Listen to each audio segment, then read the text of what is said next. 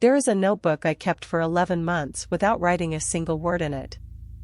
I bought it in October, one of those thick, cloth-covered things with good paper, the kind that feels like a small promise when you hold it. I had an idea I wanted to develop.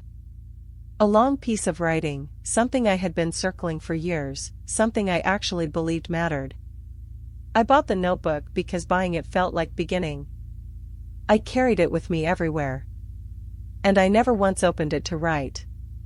What I did instead was think about the conditions under which I would begin. I would start when I had a full morning. When I had settled on the right structure.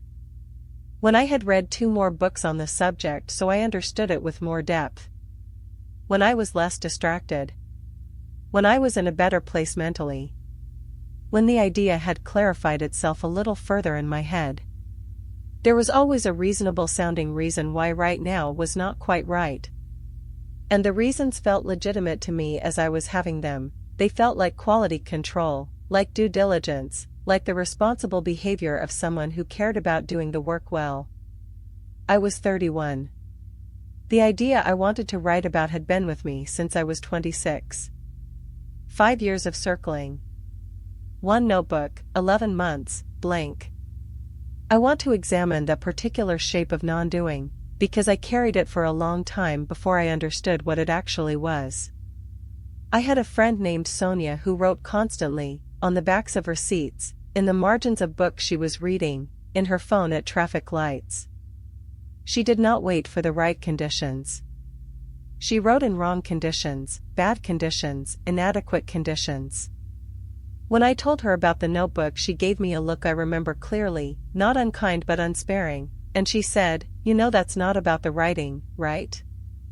I told her I didn't know what she meant. She told me to think about it. I thought about it for another 4 months, during which the notebook remained blank. What I was doing, I eventually understood, had a name that I did not like and resisted applying to myself: perfectionism. I resisted the name because perfectionism, in the cultural shorthand I had absorbed, meant caring too much about quality. And I told myself, I believed, that my standards were high because I respected the work. That I was waiting for the right conditions because anything less would produce something inadequate. That my caution was really a form of seriousness. None of that was true. The actual structure of what I was doing went like this. If I never wrote the thing, no one could read the thing. If no one could read the thing, no one could find it insufficient. If no one could find it insufficient, I was protected from the information that I had tried and produced something that did not meet the standard I had announced, quietly, to myself and to anyone who had heard me mention the idea over the years. The perfectionism was not about the work at all. It was about managing the risk of being seen and found wanting. This is the thing I had not been willing to look at directly. There was a gap, potentially a very large gap, between what I believed I was capable of and what I might actually produce if I sat down and tried. And as long as I did not try, that gap remained theoretical. Untested. Possibly closable. The moment I tried, it would become real. The distance between my self-concept and my actual output would be measured and visible. And I was afraid, genuinely, viscerally afraid, of what that measurement would reveal. Sonia's writing on receipts was, among other things, a different relationship to that fear. She wrote in wrong conditions because writing in wrong conditions produces imperfect work, and she had made her peace with imperfect work as the cost of any work at all. I had not made that peace. I was holding out for conditions that would guarantee quality, which is to say, I was holding out for conditions that did not exist. The perfectionism was functioning as armor. As long as the work was not yet attempted, the self who would attempt it remained unexamined and therefore safe. The blank notebook was not a failure.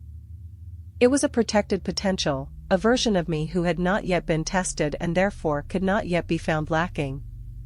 I saw a therapist named Roses during this period. Not primarily because of the notebook, there were other things, but the notebook came up.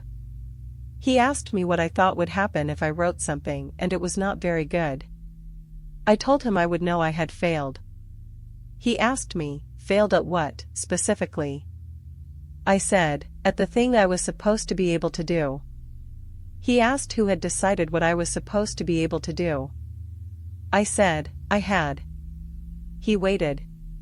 Then he said something I did not want to hear and have not forgotten. So you've created a standard, told no one what it is, and you're using it to prevent yourself from making anything.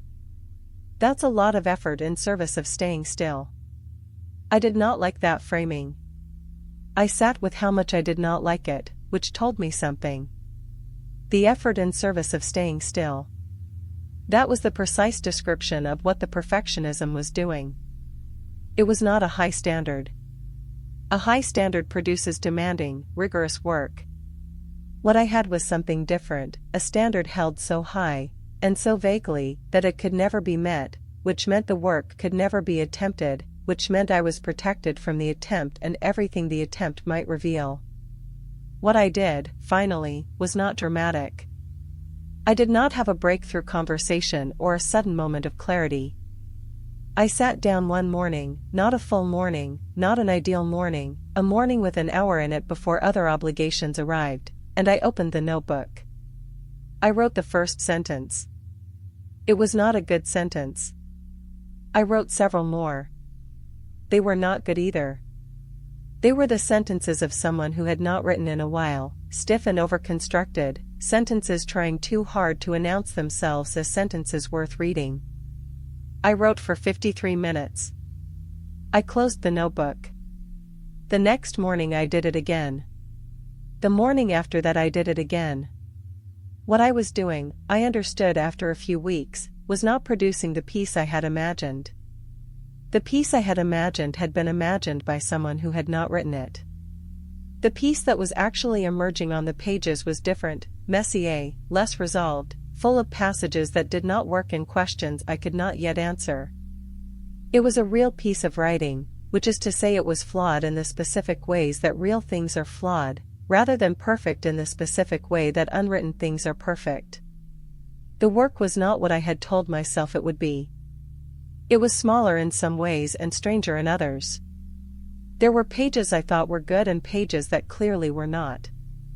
I kept writing anyway, because what Sonia's look had eventually communicated and what Rose's question had eventually clarified was that the alternative, the notebook, the conditions, the waiting, was not humility or rigor.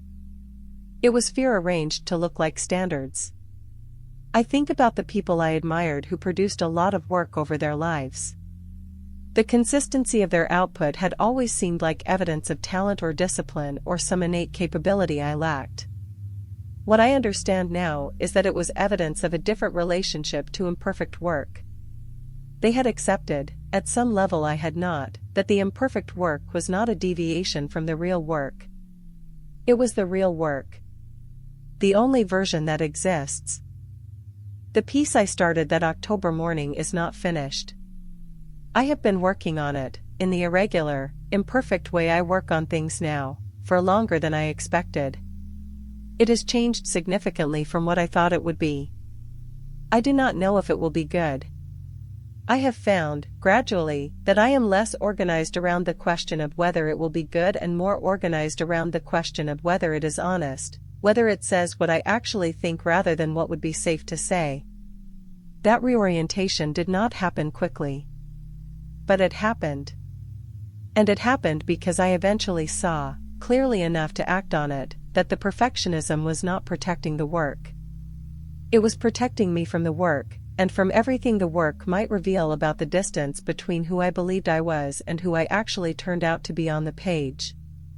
That distance, as it happens, is not as frightening as I had constructed it to be. What I find, when I write, is not evidence of inadequacy. What I find is someone still figuring something out, imprecise in places, occasionally clear in others, trying to say true things in language that is never quite sufficient for true things. That is not failure. That is just writing. That is just the thing itself, as it actually is, rather than as I had imagined it in the long years of the blank notebook. Here is what I carry forward from this, and what I hope might be useful if you recognize any part of your own story in mine. The pattern I described does not operate because we are careless or unintelligent or unaware. It operates because it has a function, because it is doing something for us that we have not found another way to do.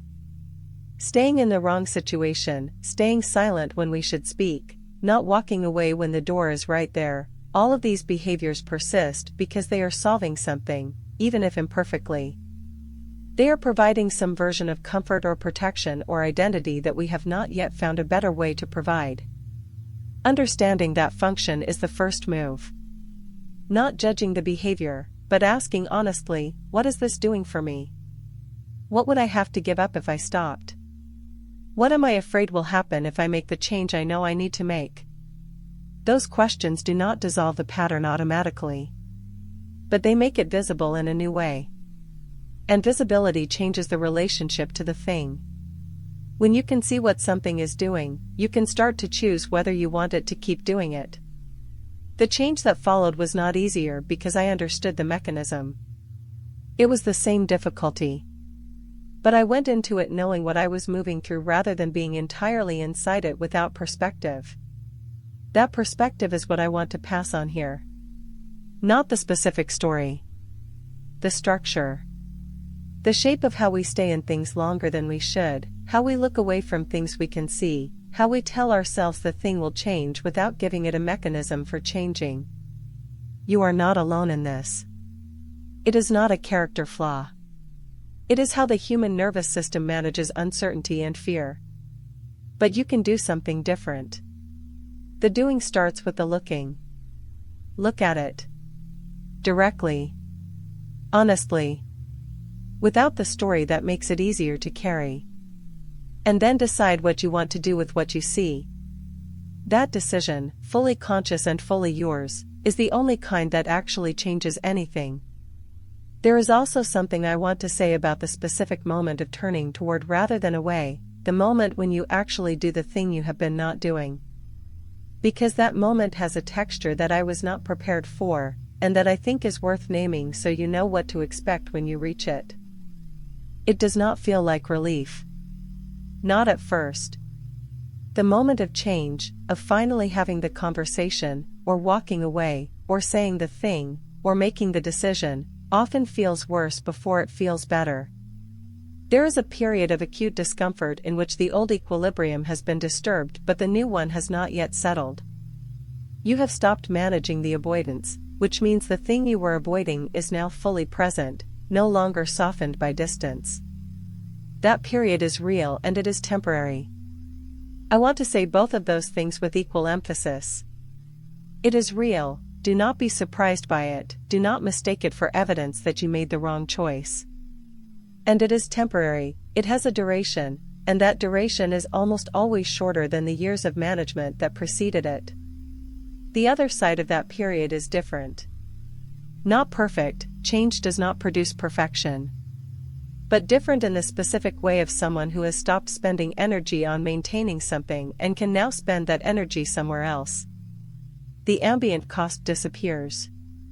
The weight that you had normalized as simply the weight of life turns out to have been specific and removable. I have felt that release more than once. Each time it is instructive about how much I had been carrying that I didn't know I was carrying. You probably know what you're carrying. You just haven't decided to put it down yet. When you decide, it will be hard first and better after. That is almost always the order of things. And the better, when it arrives, is real. What I notice now, in the life I have after the story I told here, is a kind of attentiveness I didn't have before. Not anxiety, that's different. Anxiety is looking for the thing that might go wrong. What I have is more like a quiet, ongoing check-in. Am I here because I want to be? Am I saying what I actually think? Am I moving toward what matters or managing around something I haven't named? These questions don't produce constant disruption. Most of the time the answer is, yes, I am where I want to be, saying what I think, moving in the right direction. The check-in confirms what I thought. And that confirmation is itself valuable. It builds a different relationship with my own choices. They feel more like choices and less like things happening to me. On the occasions when the answer is different, when the check-in reveals an avoidance or a suppression or a staying too long, I try to act on the information faster than I used to. Not immediately, not impulsively, but without the elaborate deferral structure. Without the "I'll address this when the conditions are better." The conditions will not be better.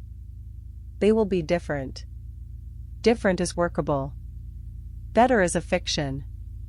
I am the only condition that changes. And I change through the practice of looking and then acting on what I see. That's the whole thing. The looking and the acting. Over and over. For as long as it takes. Which is your whole life. But a whole life spent actually inside it is worth more than a whole life spent at the edge of it, managing the view. I know which one I want. I think you do too.